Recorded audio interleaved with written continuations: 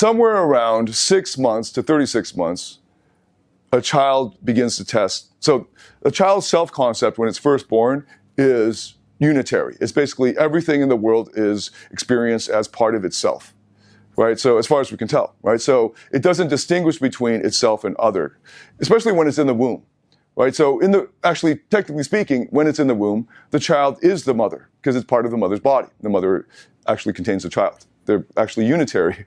When it pops out of the womb, now they're two separate objects. But even then, if I were to cut out your liver and hold it out, it's still your liver. Okay, but anyway, the baby's out there. And now the baby's starting to realize over time, over the many months, that it's separate from this thing that provides it with food and touch and all of this, right? So as a little baby, you don't know that that boob that comes to you whenever you cry, when you're hungry, isn't in your control. Like it just feels like an extension of your body. And it just takes a while for it to get shoved into your mouth, right? So you're just like, wow, wow, wow, boob. Right, and then later on in life, you try to recreate that experience. Right, so, anyway, actually, which is partly true for very anxious people. So, anyway, so then at some point you realize you don't have control over that thing. That thing has a fucking mind of its own. And you start to be introduced to the idea of other minds. And this is very frustrating for you because you can't control everything now. This is where we get, terrible twos. At the terrible twos, the kids are testing boundaries. What can I control and what can't I control? What is actually within myself? And they find out to their horror that most things in the world are not in the control. In fact, they find out they're very powerless in this world. And that these giants have all the power. And they can withhold food, they can withhold love, they can withhold comfort. Well, actually, they can withhold everything, and you would die. So this is very frightening for the child, but that's something that we all grew up figuring out somewhere around 6 months. And then we're testing the boundaries all the way up, in some cases to 36 months. If you continue to test the boundaries past that, you're definitely going to be some kind of antisocial personality. But most people will settle in somewhere between 18 to 36 months in testing boundaries and trying to figure out where you end and the rest of the world with its own minds and own autonomy begin. And this is where you start to develop shame. Because then you find out that there are things that are bad or wrong. And guilt is the belief that that thing that I've done, the behavior, that was bad. But I am not bad. Shame is the belief that I am bad and I am wrong. And the reason why it's so easy for children to feel shame and not guilt as a default is because everything is I. Right? The self-concept is still developing.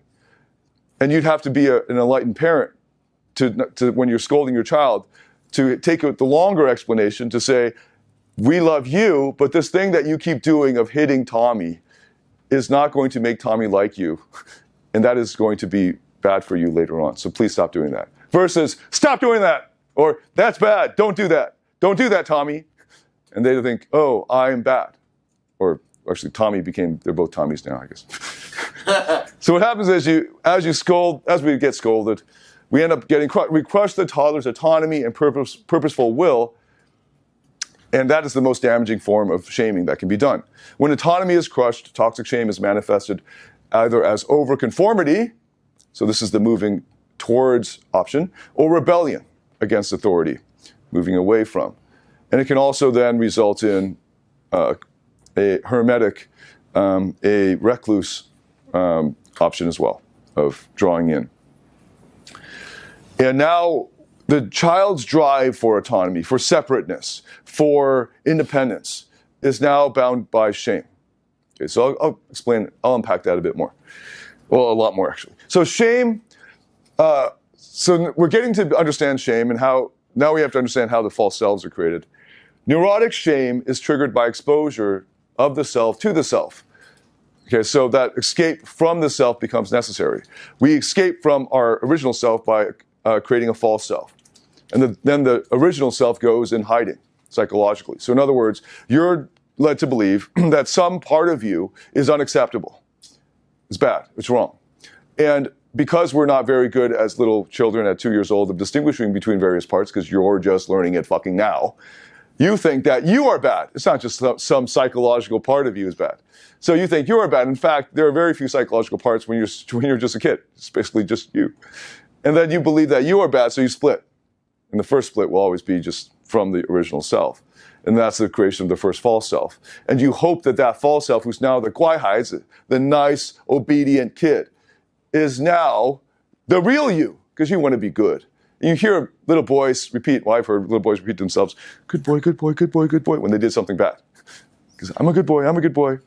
So this is the creation of, well, that's a very obvious creation of a false self.